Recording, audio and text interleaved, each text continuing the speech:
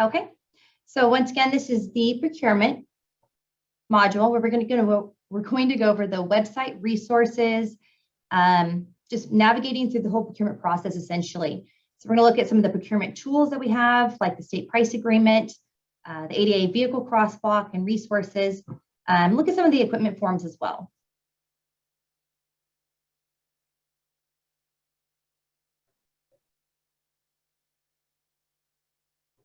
Okay.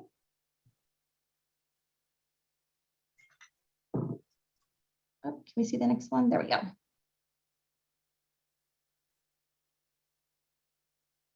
All right. Oh, sorry about that. Okay, so the state price agreement was designed to meet all federal requirements. So using contracted vendors and acquiring the required documents ensures your compliance.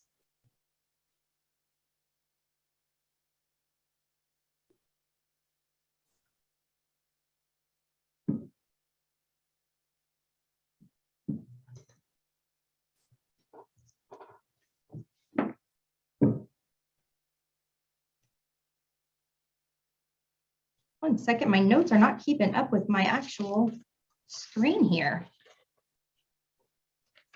You have to go the old-fashioned paper way. Sorry about that.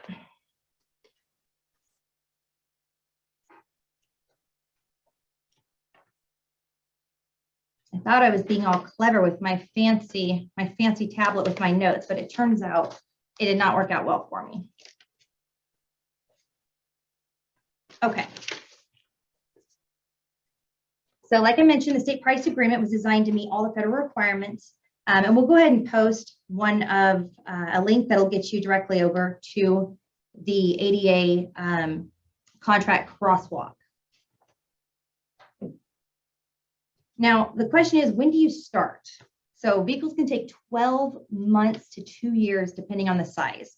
And currently, as we've heard in other modules previous to this, the current shortage of parts is adding additional timing delays. So essentially order as soon as possible. Now, the base specifications are designed to ensure a complete vehicle. So you can work with the vendor to delete unwanted items and reduce that base cost.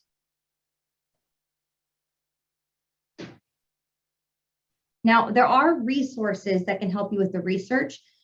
One of the things you can do is find out what the drivers like and find out what they don't like about the vehicles they drive. Ask the vendors, look at their sites for new items. You can also ask other transit providers and see what they're utilizing. When it comes to purchasing assets, you want to go ahead and head over to the Public Transportation Division's website, because you're going to see lots of tools on the website that are going to essentially help you in purchasing the vehicle and ensuring that you follow all the correct guidelines. So use the checklist and the links to the forms. If you follow the steps on the checklist, you'll ensure that you don't miss any items that need attention in order to make purchases. The checklist has links to each specific task and the forms that are needed to be completed. So to complete the RFQ form, make sure to add the grant agreement number. The selected size and fuel type must match the grant. So you can only pick one type of vehicle and fuel type for the quote based on what you put down in the grant agreement. Your RFQ should match what your grant agreement states. So make sure that you specify the type of floor that you're wanting for the vehicle as well. You can fill out one form for each of the 3 vendors. Just don't fill in the vendor information. They can fill that in when they respond to the actual quote.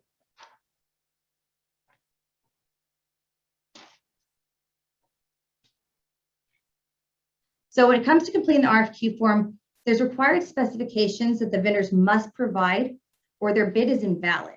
So if there are specific items that you must have on your vehicle, then these will be listed in the required specifications description that you can see highlighted in green here.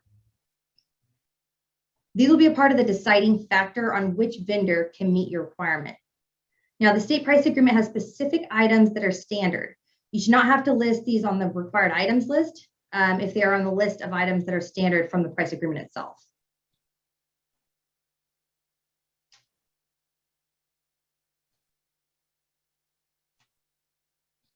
All right, so continuing with the form, you want to write down the preferred options that can be purchased or not. So this allows you to see what it will cost to add them on. The preferred items are only wants, but they're not a need.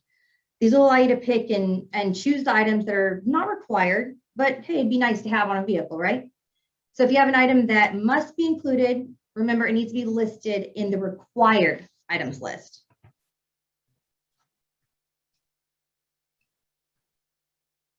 And then you just want to email the completed RFQ to the capital program coordinator and your RTC, and that will be for review and approval. Now, complete the price comparison form. Once you've received each of the 3 price quotes, you'll need to complete the price comparison form. List each vendor, even if they did not respond and submit a bid, and then email the form and all the RFQ documents to capital program coordinator to review and approve moving forward with the purchase order. And we'll provide you with the link to the price comparison form.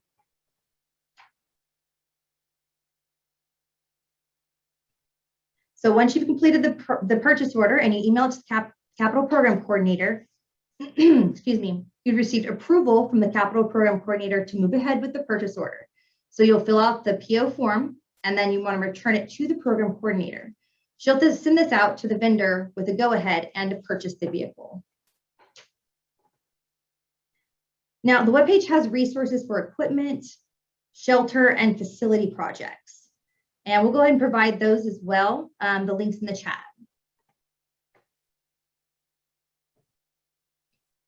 There's some other resources that we will mention as well. So they have the FTA third-party contracting. A great one is Best Practices Procurement Manual by the FTA. And then ODOT's Buying and Managing Vehicles and Assets, as well as the FTA Circular.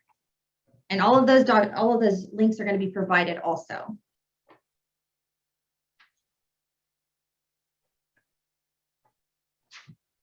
And then we'll go ahead and get into question and answer. Let me just get out of this slide.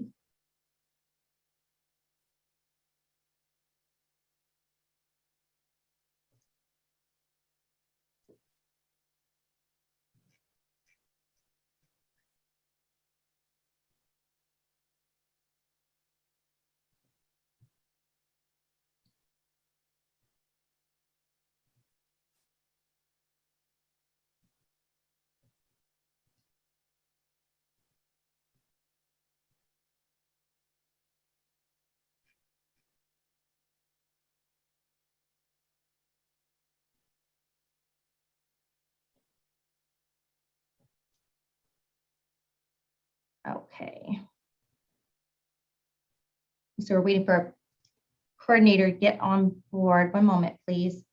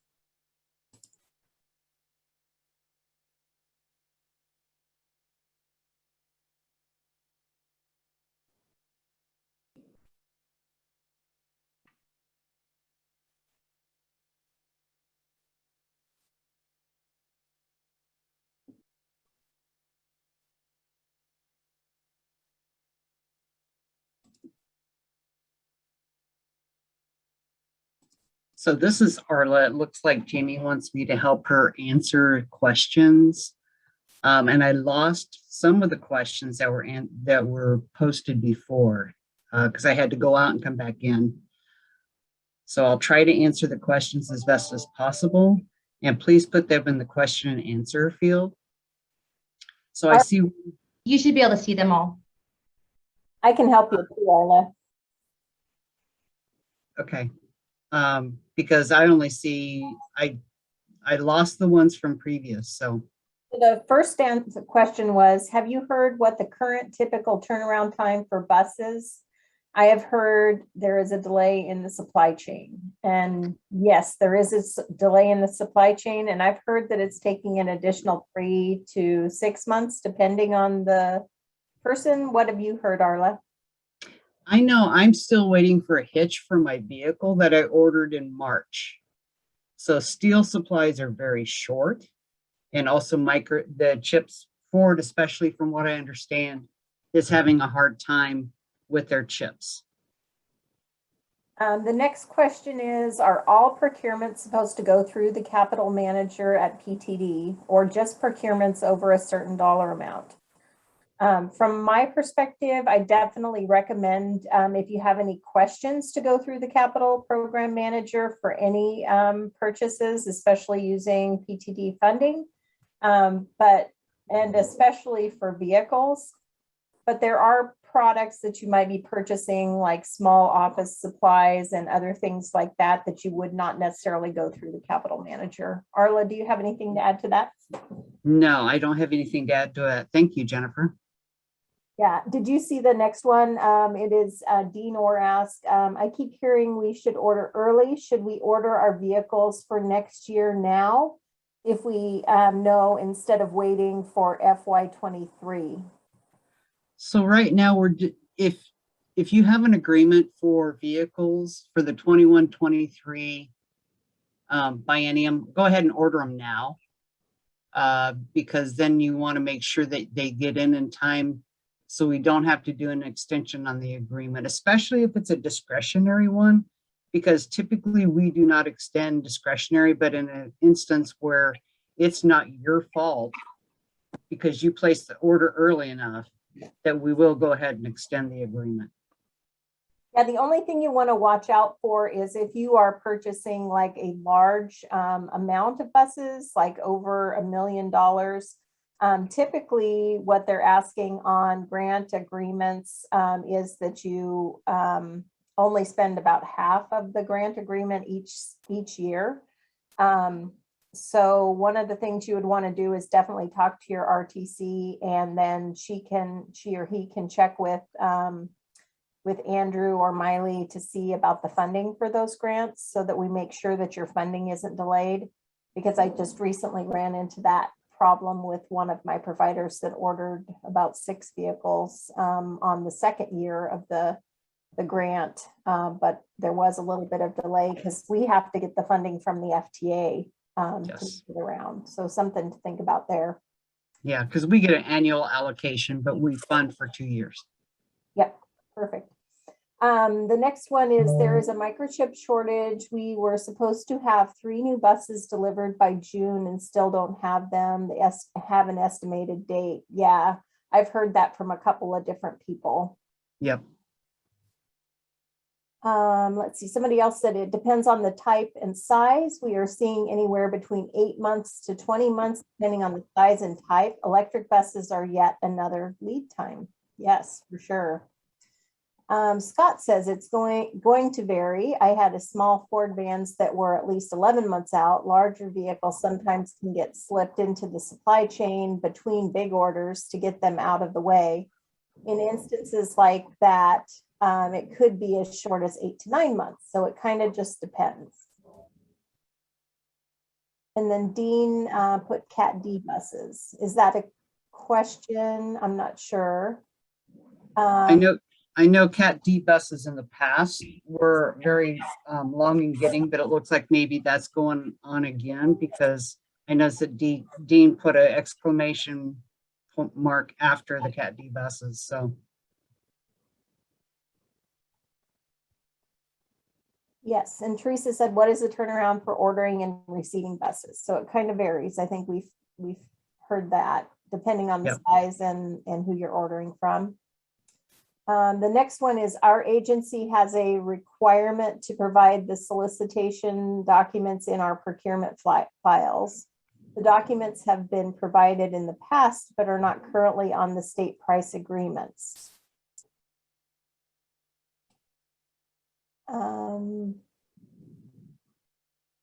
I'm not sure, Charlene, what your question is. As far as the solicitation documents, are you talking about like the pre and post documents? If you could clarify, that would be fantastic. Carla, do you? So I think, because I used to work with Salem, and Charlene, you're still with Salem, I believe. What we used to provide like a notice of funding letter back a long time ago, that you could put into your folder. You can go and print off when the solicitation is posted on our website and print that off. Is that what you're asking, Charlene? Go ahead and raise your hand, Charlene, and we can bring you in to answer.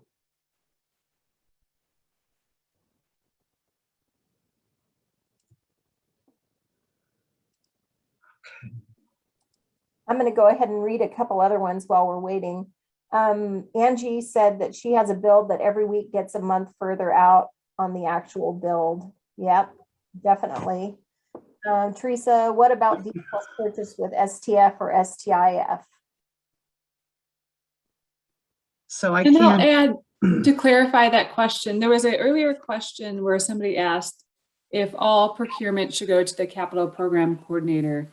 And so I thought it would be good for us to speak to vehicles that are being purchased, particularly with STF funds, where there's more flexibility.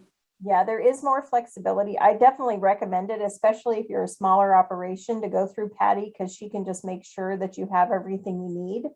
And then we know exactly what you're looking at as far as going forward. So I definitely recommend it. I don't know about the other RTCs, but from my providers, I do recommend them going through Patty just to make sure that everything is there. yep. And it looks like we do have a hand raised by Charlene. Yeah, Jamie, I can't unmute her. Could you please unmute? Yep.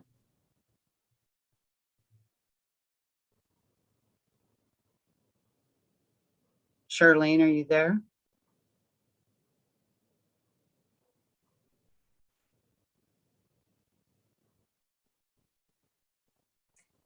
She put in the comments, it says current state price agreements expire 10/23/21.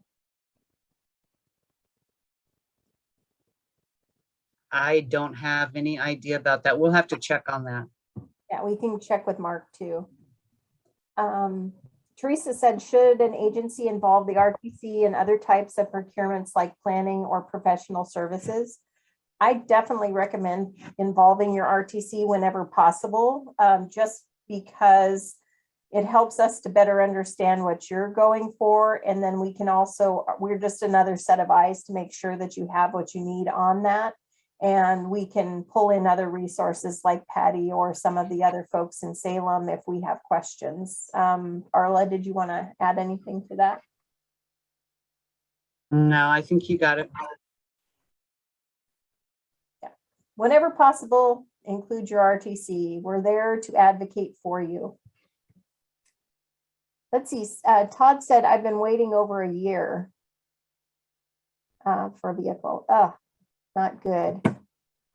Brittany, would a purchase order be required for smaller capital purchases like department computer upgrades or electronic gate projects? It depends on the price or the cost of the purchase. So we could definitely, Brittany, get you some resources as far as you know, what the thresholds are for what you have to do, whether it be an RFQ or having a purchase order. It kind of depends on what your your financial policies say. So if your financial policies say that you have to have a purchase order for every purchase, then yes, you would. So that would be something to double check with your financial documents. Arla or Teresa, did you guys have anything to add? Yeah, this is Arla. So the purchase order we have online is for buses. So I don't believe we have a purchase order online for you to fill out for anything other than buses.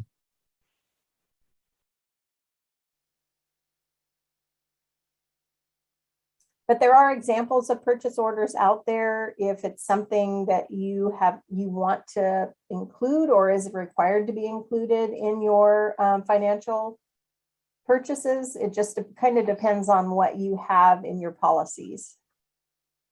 And this is Teresa. I'll tag on that a key thing in this, when you're looking at any sort of equipment purchase, would be the cost, and to ensure that you're complying with state and federal procurement requirements, and hopefully your procurement policy to outline what the expectations are relative to the cost of that procurement.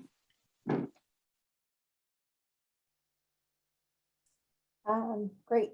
The next one, Scott says he was referring to Cat A and B, so the larger vehicles getting slipped in between the manufacturing process, large order of 10 or more.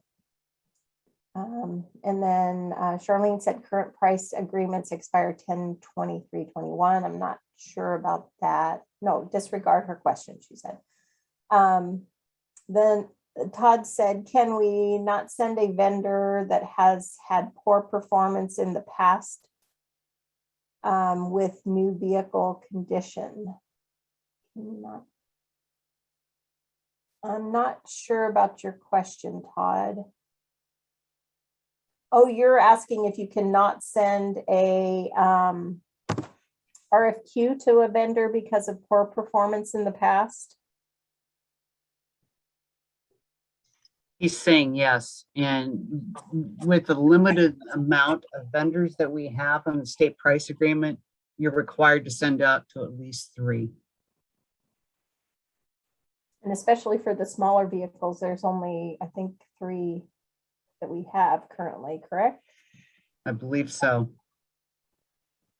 And Todd, this is Teresa. I'll chime in. One thing that I've heard is helpful. If you are having issues with a vendor, let Patty McNeil, the capital program coordinator, know, because she tracks that and communicates regularly with those vendors. And so that can be a helpful avenue. And she might be able to advocate to get some of the issues corrected for you. If you're having trouble communicating with them, sometimes she's able to intervene and try to help you solve those issues, because I know that she's done that for one of my providers in the past. These are great questions, by the way. Good job.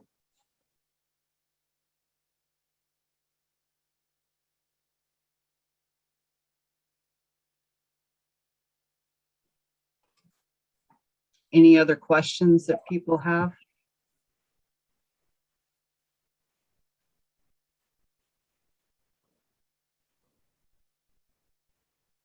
Okay, so Jennifer Violet is, how long of an extension will be given if the bus is delivered? If the bus is delivered in time, isn't delivered in time. So what I've done in the past with some of my agencies, they usually find out from like the vendor how long the manufacturer is saying it's going to take. A lot of times I'll go ahead and take it out for a year, even if they're saying it's going to be 6 months. Because that way I don't have to do another amendment to the agreement. So that's what my general rule of thumb is. Yeah, I typically do a year as well, just to make sure that we don't have to do that amendment, because it's quite a process to do that. Cynthia asked, do you have a cheat sheet of the FTA clauses required in contracts? I have one, but I want to make sure it is the most current. I do know that National RTAP has one on their website that has the most current. And you can also use the, they have a program, and gosh, the name just escaped my, Procurement Pro. yes, thank you, Procurement Pro. That you can go in and create a procurement and it will actually spit out all of the required clauses based on the information that you put in there. And I know that RLS was really pleased with the Procurement Pro and they suggested using it at the procurement training that Greg Harnett put on about a month ago. Yeah. And I don't think the FTA clauses have changed for a long time. So what you have, Cynthia, might be still up to date, and the Procurement Pro is on the RTAP website. There is a resource that I acquired through RLS during a compliance review, and it is a fillable PDF where you click buttons for the type of service you're looking to procure, and then it populates the required clauses. And so to Arla's point, this document is a few years old, but hopefully it's still relatively up to date. I can see if there's a way to share that maybe on the Technical Resource Center. But I think probably the Procurement Pro is a good way to go, and you'll know it's updated. Yeah, and RLS shared the document with me at my last review, which was in March or April this year. So I can definitely try to track that down as well, and maybe we can share that or get it out to Jamie that she can share. Okay, so it looks like Dan Canals is saying what Charlene was trying to get at is in the past, the state price agreement listed on ORPN had a link access to the original solicitation docs and files. And currently Oregon Buys doesn't seem to have that capability. So we'll let Patty know that that needs to be updated on the new Oregon Buys, that they didn't carry that over for some reason on ORPN. So I'll make a note of that and we'll make sure that gets taken care of. Thank you for bringing that to our attention.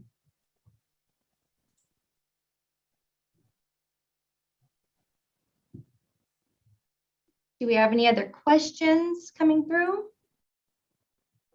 And thank you so much for your assistance, Arla and Jennifer. And Teresa. And Teresa. And Teresa.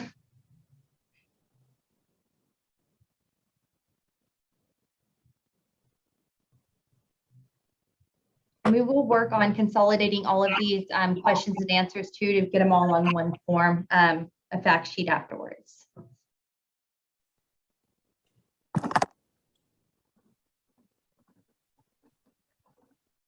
Okay, let's give it a few more minutes and see if we have any more questions come through.